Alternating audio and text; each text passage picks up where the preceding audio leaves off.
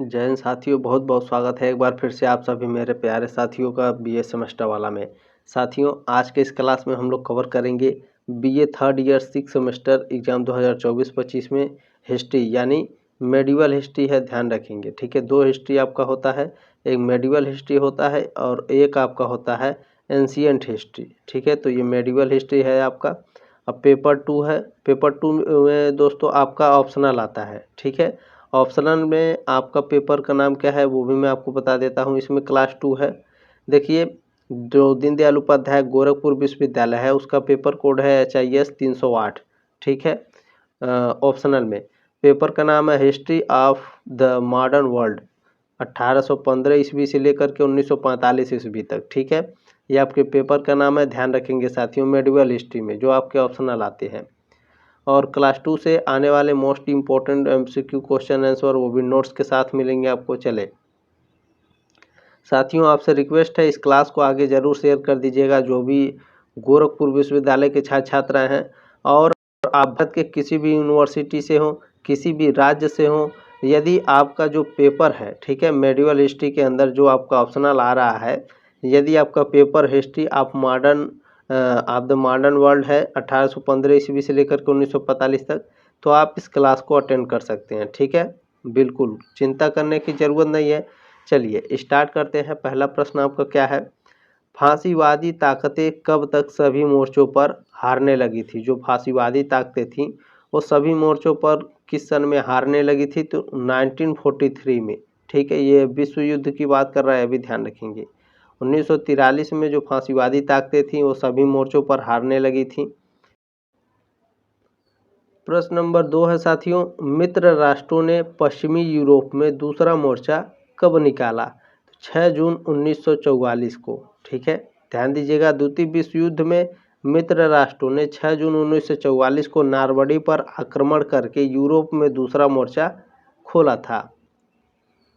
चलिए तीसरा प्रश्न आपका पूछा है इसमें, संयुक्त राष्ट्र संगठन की स्थापना कब हुई थी? तो संयुक्त राष्ट्र संगठन की स्थापना 24 अक्टूबर 1945 को हुई थी। ये तो मोस्टली 100% ये आएगा आपके एग्जाम में, रट डालिए इसे। संयुक्त राष्ट्र यानी यूएन की स्थापना 24 अक्टूबर 1945 को हुई थी।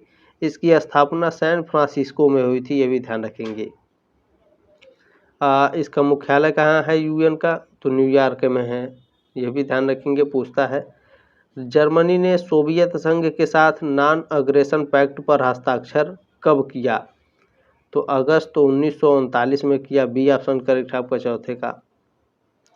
ध्यान रखेंगे साथियों, जर्मनी और सोवियत संघ ने 23-24 अगस्त 1939 की रात को एक गैर आक्रामक संधि पर हस्ताक्षर किए थे, जिसका नाम था भैया नॉन अग्रेशन पैक्ट। ठीक है, सॉरी, नॉन अग्रेशन पैक्ट। ठीक है, कब हस्ताक्षर किए थे? 1939 में। बहुत ही शानदार प्रश्न है ये, सभी ध्यान रखेंगे साथियों।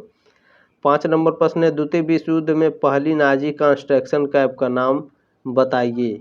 दचाऊ था, बी ऑप्शन करेक्ट है आपका। द्वितीय विश्व युद्ध के दौरान नाजी जर्मन ने जर्मनी के बाहर म्यूनिख में 1933 में अपना पहला एकाग्रता शिविर दचाऊ खोला था। प्रश्न नंबर 6 आपका क्या पूछा है, द्वितीय विश्व युद्ध के दौरान निम्न में से कौन इटली का कमांडर जनरल था?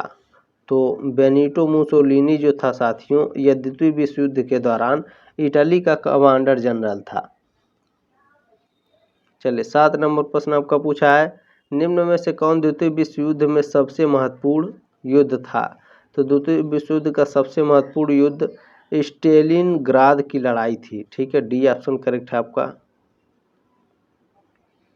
कब हुई थी ये लड़ाई?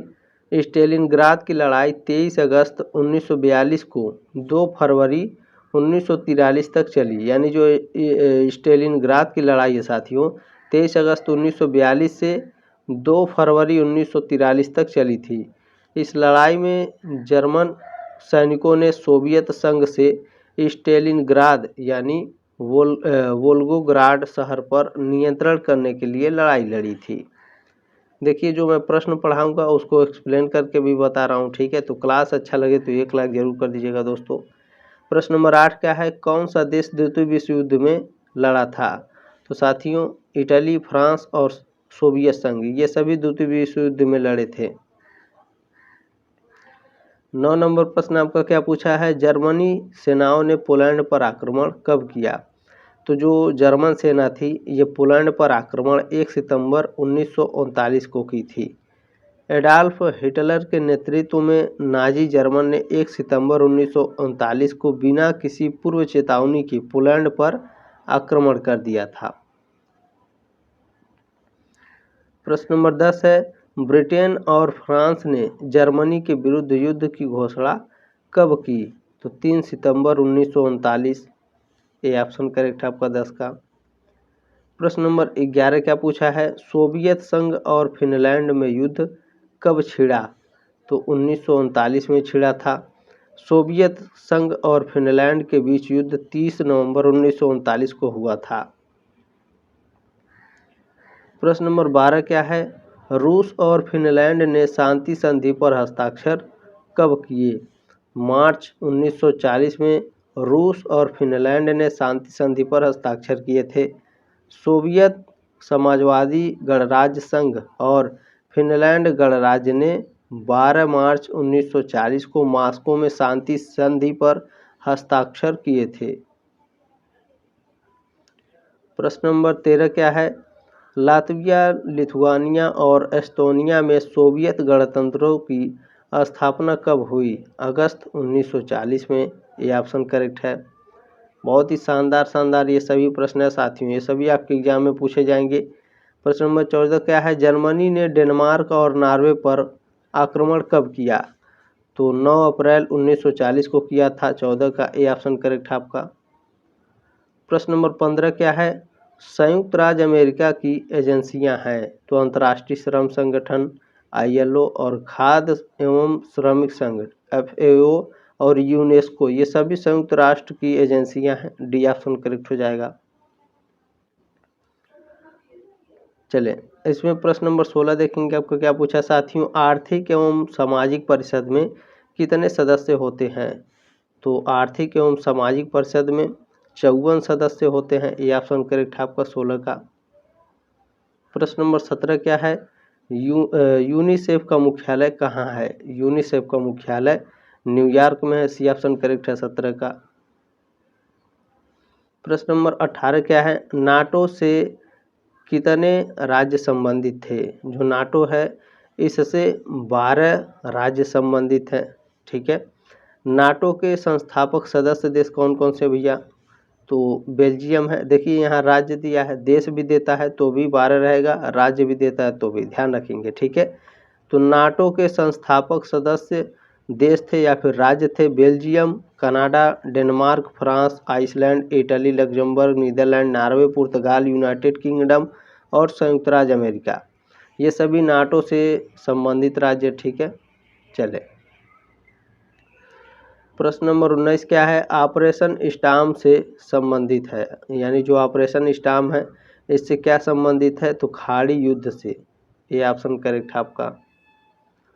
प्रश्न नंबर 20 क्या पूछा है, यूरोपीय संघ के कितने सदस्य देश हैं। यूरोपीय संघ के 27 सदस्य देश हैं। ये ऑप्शन करेक्ट है आपका। अच्छा, उन 27 देशों के भी नाम मैं बता देता हूँ। ठीक है, EU, ये आपका फुल फॉर्म पूछता है। EU का फुल फॉर्म क्या है, यूरोपीय संघ। ठीक है, इसके 27 सदस्य देश हैं।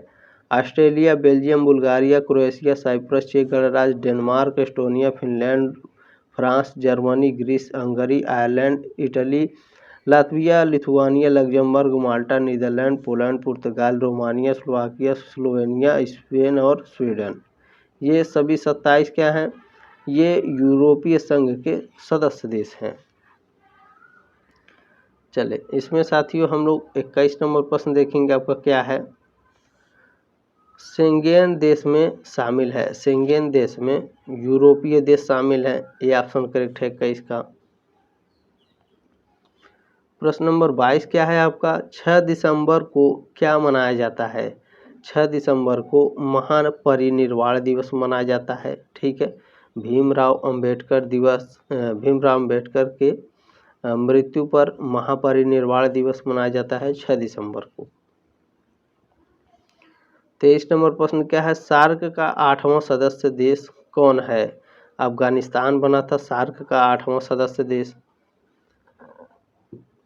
चलिए 24 नंबर प्रश्न क्या है, किस घटना से राजनीतिक रेडिकलवादी विचारों को बल मिला?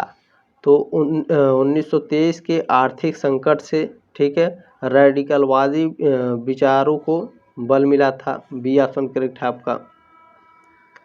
प्रश्न नंबर 25 क्या है, जर्मनी में स्पार्टाकिस्ट लीग की मुख्य मांग क्या थी? तो जर्मनी में सोवियत ढंग की सरकार बनाना। सोवियत ढंग नहीं रहेगा, संघ रहेगा, ठीक है, टाइपिंग में गलती हो गई है, संघ। जर्मनी में सोवियत संघ की सरकार बनाना। प्रश्न नंबर 26 क्या है, फ्री फोर क्या था? तो जो फ्री फोर है पुराने सैनिकों का एक संगठन है। बी ऑप्शन करेक्ट है आपका। प्रश्न नंबर 27 क्या है आपका, जर्मनी को संकट से निकालने के लिए डाप्स योजना किसने बनाई? तो अमेरिका ने बनाई थी। सी ऑप्शन करेक्ट है 27 का।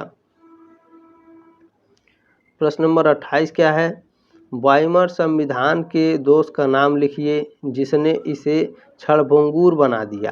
तो वाइमर संविधान का दोस्त था साथियों समानुपातिक प्रतिनिधित्व प्रणाली। ये ऑप्शन करेक्ट है आपका। प्रश्न नंबर 29 क्या है, फेबियन सोशलिज्म का नेतृत्व किसने किया? तो जॉर्ज बर्नार्ड शॉ ने किया। ए ऑप्शन करेक्ट है आपका। फेबियन समाजवाद के कई प्रवक्ता रहे हैं जिनमें वेब दंपति, M Phillips, H G Wells और जॉर्ज बर्नार्ड शॉ शामिल हैं। 30 नंबर प्रश्न क्या है, लंदन में फेबियन सोसाइटी की स्थापना कब हुई? 1884 में हुई थी। 30 का ए ऑप्शन करेक्ट है आपका।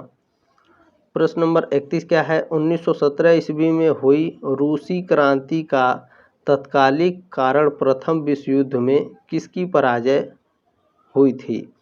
तो ये हुई थी साथियों जो रूस की, ठीक है। 1917 में रूसी क्रांति का तत्कालीन कारण प्रथम विश्व युद्ध की किसकी पराजय हुई थी? रूस की। बहुत ही शानदार ये सभी प्रश्न है। प्रश्न नंबर 32 क्या है, 7 नवंबर 1917 ईस्वी की बोल्शेविक क्रांति का नेता कौन था? तो भैया लेनिन था। ये ऑप्शन करेक्ट है आपका। प्रश्न नंबर 33 आपको क्या पूछा है, लाल सेना का संगठन किसने किया? लाल सेना का संगठन ट्राटस्की ने किया। ए ऑप्शन करेक्ट है 33 का। ध्यान रखेंगे लाल सेना का गठन जनवरी 1918 में लियोन ट्राटस्की ने किया था। प्रश्न नंबर 34 क्या है, रूस के शासक को क्या कहा जाता है? रूस के शासक को जार कहा जाता है। सी ऑप्शन करेक्ट है आपका। प्रश्न नंबर 35 क्या है, रूस में जारशाही व्यवस्था कब समाप्त हुई? रूस में जारशाही व्यवस्था मार्च 1917 ईस्वी में समाप्त हुई। प्रश्न नंबर 36 क्या है, दुनिया के मजदूरों एक हों। जो दुनिया के मजदूर हैं वो एक हो जाए, यह नारा किसने दिया था? तो कार्ल मार्क्स ने दिया था। प्रश्न नंबर 37 है, जार मुक्तिदाता के नाम से किसको जाना जाता है? जार मुक्तिदाता के नाम से अलेक्जेंडर द्वितीय को जाना जाता है। बी ऑप्शन करेक्ट आपका 37 का। प्रश्न नंबर 38 क्या है, रूसी क्रांति कब हुई? रूसी क्रांति 1917 को हुई थी। 12 मार्च 1917 को रूसी क्रांति हुई थी। ध्यान रखेंगे साथियों। देखिए डेट भी याद रखिएगा, कभी कभी डेट की वजह से भी आपका उत्तर गलत हो जाता है, तो डेट भी जरूर याद रखेंगे। सोशल डेमोक्रेटिक दल की स्थापना कब हुई? 1903 में हुई थी। प्रश्न नंबर 40 है आपका, अन्ना कैरेनिना का लेखक कौन था? तो इसका लेखक था Leo Tolstoy. B option correct है। प्रश्न नंबर 41 है आपका, शून्यवाद जनक किसको माना जाता है? शून्यवाद जनक नागार्जुन को माना जाता है। ये ऑप्शन करेक्ट है आपका।